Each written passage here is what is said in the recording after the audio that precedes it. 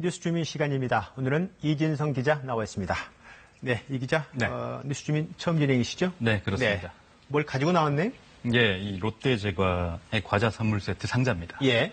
이게 편의점하고 대형마트 등에서 팔리고 있는 겁니다. 예.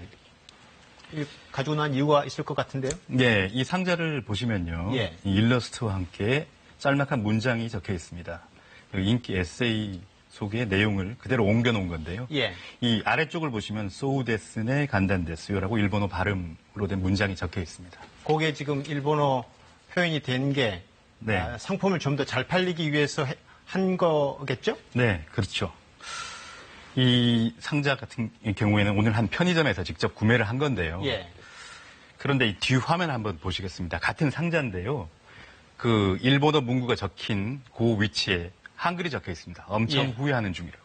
예. 그러니까 저 표현을 써서 상품을 좀 더 잘 팔려고 했는데 대래 지금 한일 갈등 상황에서 후회한다. 뭐 이렇게 바뀌었다고요? 아, 문장은 한글로 예. 바뀐 겁니다. 예.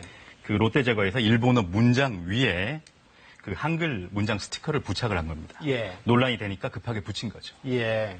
롯데제과 측은 이 해당 제품이요. 예. 지난 4월에 기획을 했고 6월 말에 출시를 했는데 지금은 회수했다고 이렇게 답을 했습니다. 하지만 실제로는 일부 매장에서 여전히 팔리고 있었습니다.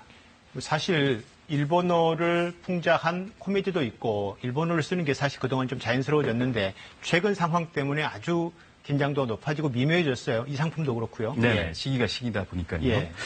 그 일본 제품 불매운동 이제 거의 한 달째 접어들지 않았습니까? 예. 이제는 제품 구매를 거부하는 수준을 넘어섰죠. 식품의 경우에 원재료가 일본사이냐 아니냐를 확인하기도 하고요.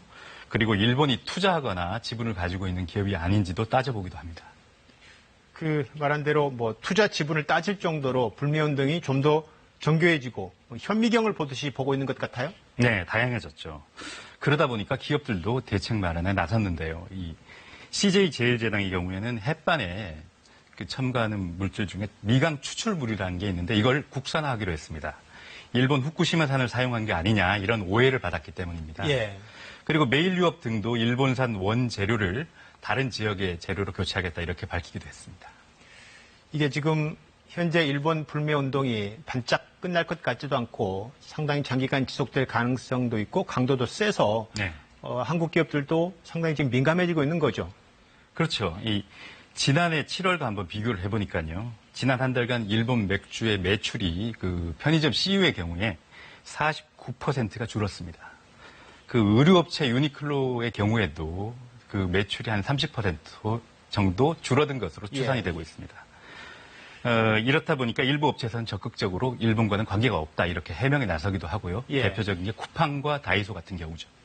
다이소는 그 이름 때문에 일본 기업 아니냐 이런 오해를 받을 수도 있고 그렇게 잘못된 정보를 피해를 보는 일도 실제로 있겠어요? 네, 있을 법하죠.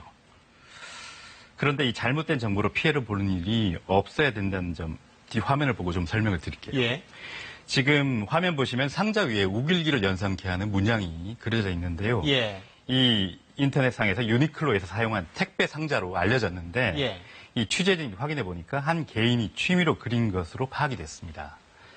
이 유니클로가 일본 기업인 것하고 그리고 우리 불매운동을 폄하한 것과는 좀 별개로 왜곡되거나 와전된 정보는 주의할 필요가 좀 있어 보입니다.